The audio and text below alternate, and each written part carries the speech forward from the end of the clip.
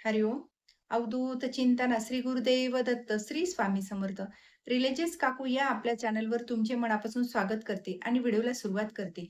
तुम्ही या चॅनलवर नवीन असाल तर लाईक, शेअर आणि सबस्क्राईब करायला विसरू नका. तुमचे एक लाईक आणि सबस्क्राईब आम्हाला पुढे जाण्याचे बळ देते.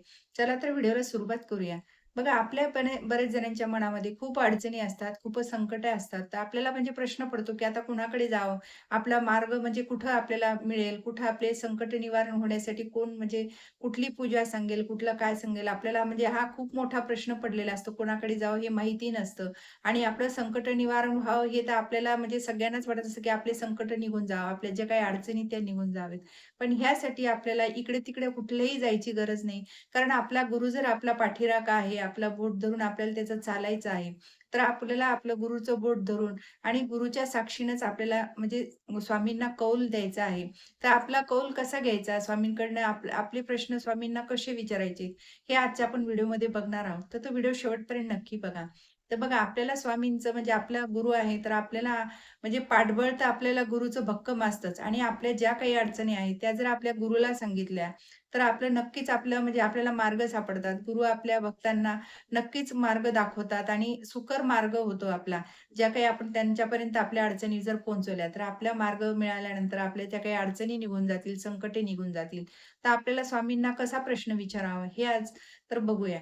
तर आपल्याला बघा, आपल्याला आपल्या म्हणजे देवघरामध्ये प्रथम आपल्या स्वामींची मूर्ती किंवा स्वामींचा फोटो असणं फार महत्त्वाचं आहे. कारण आपल्या गुरुचा जर आपल्या घरात फोटो नसेल, कुठलंच हे नसेल, तर आपलं संकट कसे निवारण होतील? त्यासाठी आपल्याला छोटा का असेना ₹5 फोटो, ₹10 फोटो असेल किंवा मूर्ती असेल, हे आपल्या घरात असणं खूप महत्त्वाचं आहे. तर आपल्याला मग हे घरामध्ये मूर्ती आपल्या म्हणजे फोटो आहे, मूर्ती आहे, तर आपल्याला स्वामींना आपल्याला प्रश्न कौल विचारता येतील आणि आपल्याला म्हणजे जेव्हा आपल्याला कौल म्हणजे द्यायचा आहे स्वामींना, तर आपल्याला आपले 2 कागद घ्यायचे आहेत आणि ते सुद्धा तुम्ही पांढरे घ्या. कुठल्या इतर कलरचे घेतले, तर त्यामध्ये समजा आपल्याला लिहिताना अडचण येईल आणि आपण जर पांढरे घेतले, तर आपण लिहिलेलं आपल्याला स्पष्ट वाचता येईल काय लिहिलंय आपण ते.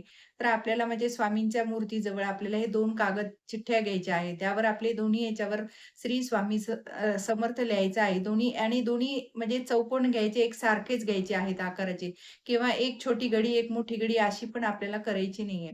कारण जेव्हा स्वामींना आपण कौलासाठी आपण ह्या चिठ्ठ्या टाकणार, तर जेव्हा आपण कधी-कधी मग आता लिहिलेलं असतं, तर आपण पहिले लहानपणी जेव्हा आपण खेळ खेळत असतो, तेव्हा आपण काहीतरी खूण करून ठेवत असतो, की नाही, नाही आपल्यावर डाव नाही यायला पाहिजे म्हणून. पण ह्या आपण जेव्हा स्वामींना आपलं कौल लावतो, आपण आपल्या अडचणी विचारतो, तेव्हा हे असे प्रकार कुठलेही न करता एकसारखे आपल्याला म्हणजे त्याची घडी दोन्हीच्याही घड्या एकसारख्या आल्या पाहिजे. दोन्ही कागद एकसारखेच घेतले पाहिजे आणि त्यावर आपल्याला श्री स्वामी समर्थ दोन्ही कागदावर लिहायचं आहे आणि दोन्ही त्या कागदांवर ज्या काही आपल्या अडचणी आहेत. आता बरेच जणांना अडचण असते, की मुलाचं लग्न कधी होईल? लवकर होईल का नाही? नोकरी मिळेल का नाही? घर होईल का नाही?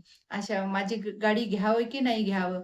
हे असे बरेच प्रश्न असतात. तर मग हे प्रश्न आपल्याला जे काही तुमचा जो प्रश्न आहे, तो प्रश्न आपल्याला त्या एका कागदावर म्हणजे दोन्ही कागदावर एकच प्रश्न लिहायचा आहे आणि खाली हो म्हणजे काम होईल किंवा नाही, तर आपल्याला एका कागदावर हो लिहायचं आणि दुसऱ्या कागदावर नाही लिहायचं आणि दोन्हीच्याही घड्या एकसारख्या घालून आपल्या स्वामींच्या फोटोजवळ ह्या आपल्याला चिठ्ठ्या टाकायच्या आहेत आणि आपल्या चिठ्ठ्या टाकल्यानंतर आपल्याला स्वामींचं नामस्मरण करायचं आहे. तुम्ही 1 माळ करू शकता, 2 माळ करू शकता. तुम्हाला जे शक्य होतील तितक्या माळ तुम्ही करायच्या आहेत आणि आपल्याला जप करताना श्री स्वामी समर्थ, श्री स्वामी समर्थ हा जप आपल्याला करायचा आहे.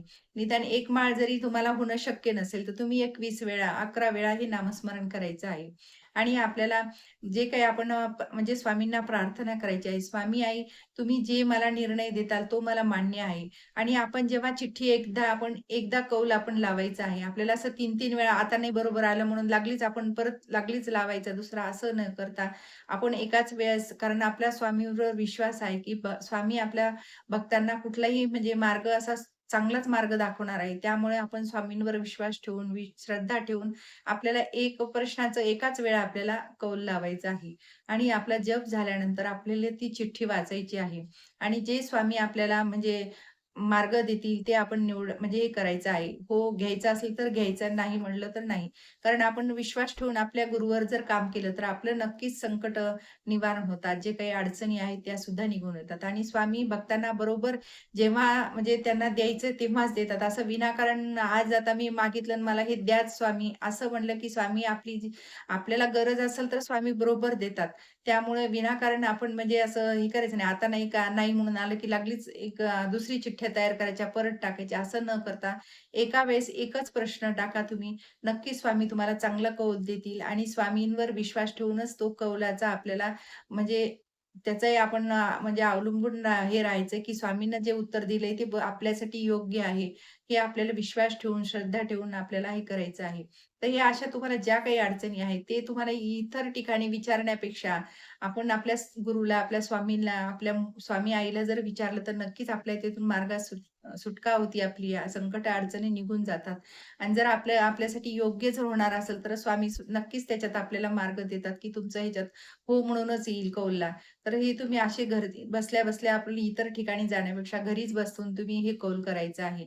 आणि तुम्ही म्हणजे सकाळी जेव्हा तुम्हाला कौल करायचा आहे, त्या दिवशी तुम्ही सकाळी म्हणजे पूजा-पाठ झाल्यानंतर तुम्ही कौल लावू शकता आणि घरामध्ये हे कोणी मोठी व्यक्ती समजा हे कौल लावू शकते. जर तुम्हाला काही अडचणी असतील, तर तुमचा मुलगा, तुमचे मिस्टर समजा आई मुलांसाठी हे कौल कोणी पण विचारू शकतं. फक्त पण एक वेळेस एकच प्रश्न विचारायचा आहे. तर असं 2 आपल्याला 2 वेळेस प्रश्न, 2 वेगवेगळे प्रश्न विचारायचे नाही. कारण आज एक विचारा, तुम्ही 8 दिवसांनी एक विचारा. नक्कीच तुमच्या प्रश्नाला स्वामी आपल्याला कौल देतील आणि योग्य मार्गदर्शन करतील, योग्य मार्ग दाखवतील. तर हे असं आपल्याला कौल लावण्याची पद्धत आहे आणि नक्कीच कौल लावून तुम्ही जर कामं केली, तर नक्की तुमच्या कामात सुद्धा म्हणजे यश येईल आणि भरभराटी येईल. कुठलाही व्यवसाय असो, बिझनेस असो, नोकरी, लग्नामध्ये सुद्धा समजा काही अडचणी येत असेल, तर त्या सुद्धा अडचणी निघून जातील. तर ह्या अशा प्रकारे तुम्ही स्वामींना कौल लावायचा आहे. तर हे तुम्हाला म्हणजे पूजा करून वगैरे करून जर मन श्रद्धा ठेवून जर नक्कीच केलं ना, तर नक्कीच यश येणार आहे. श्री स्वामी समर्थ. जय जय स्वामी समर्थ. माझा जर व्हिडिओ तुम्हाला आवडला लाईक, शेअर आणि सबस्क्राईब करायला विसरू नका.